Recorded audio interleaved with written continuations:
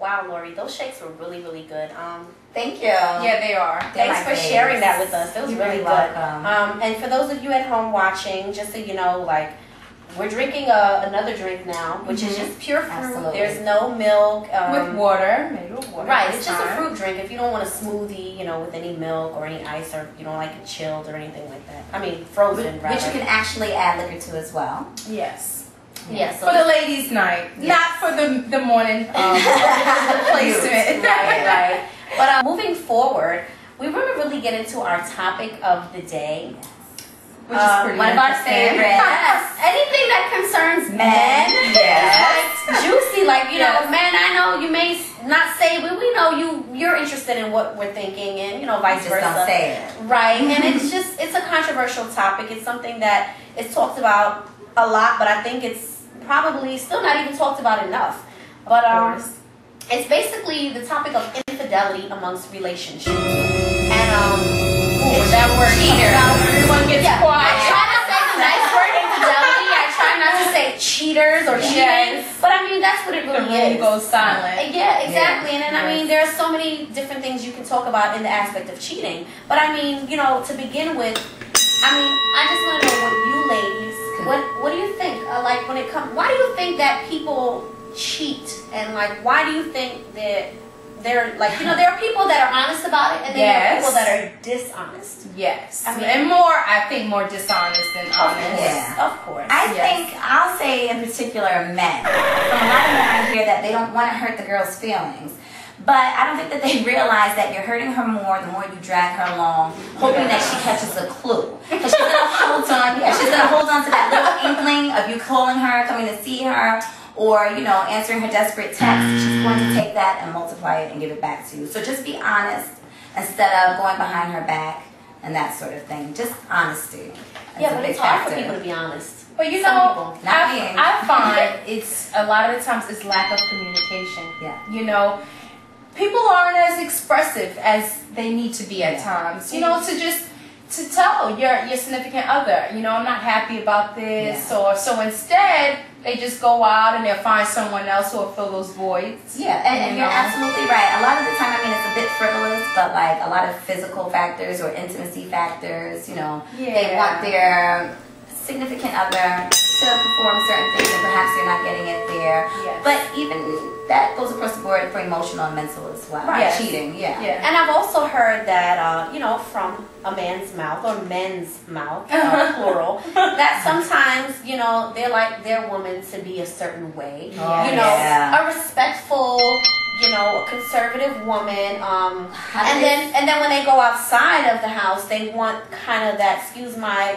language, but like a sluttier type of, you know, woman that can kind of. What's the saying? A freak in the sheets, but a woman in the streets. Something like that. A lady in the streets, but a freak in the bed. Yes. I mean, you can still be that, but at the same time, sometimes, like, you know, you might have a man.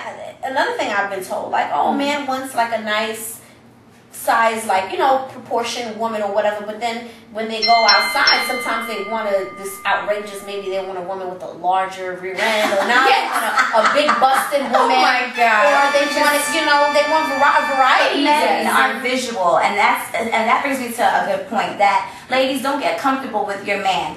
Be dressed up when he gets home. You know, dress up for those dates. Just because you have him doesn't mean he can't. Because he will look in the streets and he'll see all the women along Jamaica Avenue looking gorgeous. Or in the Jamaica Avenue looking gorgeous. No, listen. What I'm saying is, summertime on the bully, they're looking. Yeah. So keep his eyes on you, ladies. Right. Yeah, Jamaica Avenue wasn't the best, but in the city, wherever. No, hey, my Jamaica Avenue ladies, take me on point. And you know what? My mom has has always told me she's very confident. You know, us women, people, period, we all have insecurities and we have things that we aren't as confident, although we sometimes can portray ourselves to be the most confident. My mom has always, you know, stipulated that she's very confident in her relationship with my father, which they're still married 30-something years. Oh, that's beautiful. But, you know, she may have her insecurities, but she says, like, you know, I want my husband to look. He better look, because if he doesn't, then something. He's a man. Well, that's a good point. But he better not cross that line. He better not flirt. He better see, not the finger comes touch. up. Better not cross. He better not touch.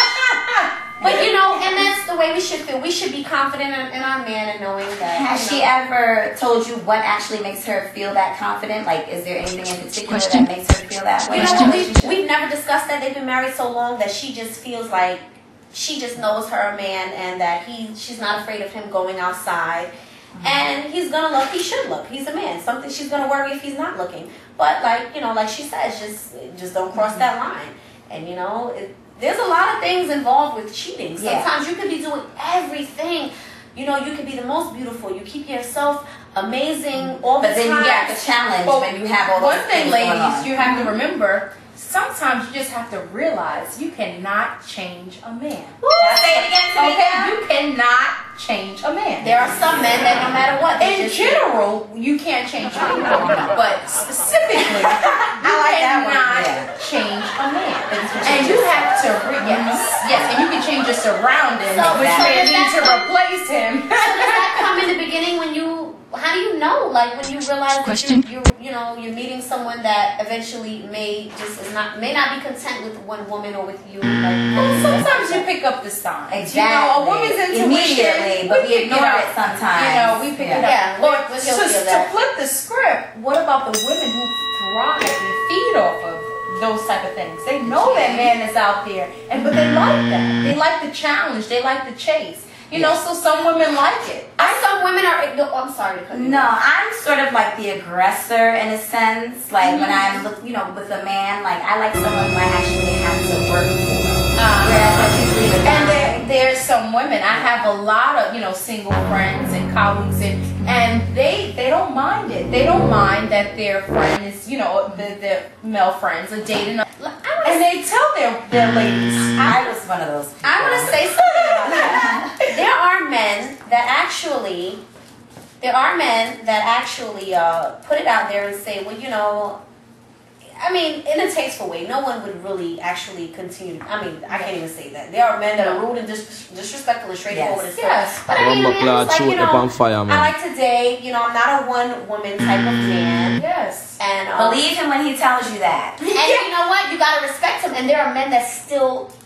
A woman might say, you know, I like to be exclusive, and then for some reason she can fall into that trap of. Because for some reason, I don't know if it's psychological or what it is, but you respect this person because they're putting it out there, and at least you know you're involved, but you know. Yes. You know? I think it's important to know. You know, if you know, then you make the decision, because your personal life is your business. Right. Your bedroom is your business. So if you decide to continue, who am I to judge you as a slut or anything, anything less? And that's just your choice. I have a question for you, ladies. What do you guys consider cheating?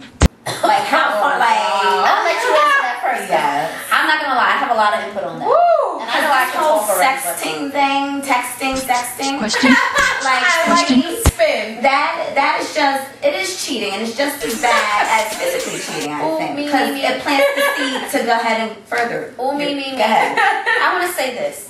I feel like, you know, number one, I think a relationship needs to be based on something. You have to have a foundation. And if you guys have an understanding, whether it be just honesty, whether it be a spiritual, whether it be God, whatever it is, I think that means something. And then you build off of that. Yes. And then, you know, we're all human and we have imperfections. No one's perfect. Yes. But I don't want to go on and on. I just want to say this.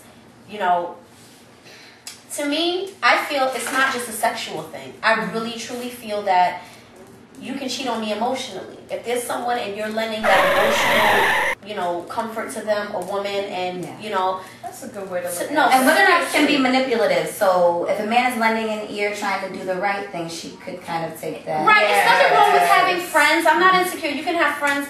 but there's a limit because sometimes women are manipulative just as men are, people, period. Yeah. And I think, like I said, if you're constantly just lending certain things like conversation and texting and emotional, all these things that are taking away from our relationship, I'm maybe, you know, people out there may say you're jealous and insecure, but to me, I really think that, like I said, my relationship is, I don't compare to anyone else. We build on what we're building on. And I think that. But see, what you're talking about building, a lot of men don't want to build. That's a whole nother topic, but still in all. Right. It's a factor. Right. But you know what I find I don't understand is women who know their men are cheated and they say and they deny and constantly romanticize. Where do you think that comes from? Is that an insecurity? Oh, it's totally insecurity. You know, I'm gonna tell you something also. In my opinion, is that fear of being alone? I'm sorry. That's one. That's one. And that's a big one. But let's just say this: how about giving up your stability? Okay, let me tell you something. Let me tell you something. A lot of people are shacking up. You know how they call it when you're not married and you're living together. How about a lot of people shacking up because they can't afford a studio by themselves? Okay, you know. So I mean, it's serious, especially in this economy and these days in New York City, especially. Okay, you know, so people are just moving in together to pay the rent. And then you have some people that are with, I don't know, people that, you know, they're kind of settling with someone until they find someone else, like another boat to hop on. Yes. Yeah, and then that's another thing too. That's another.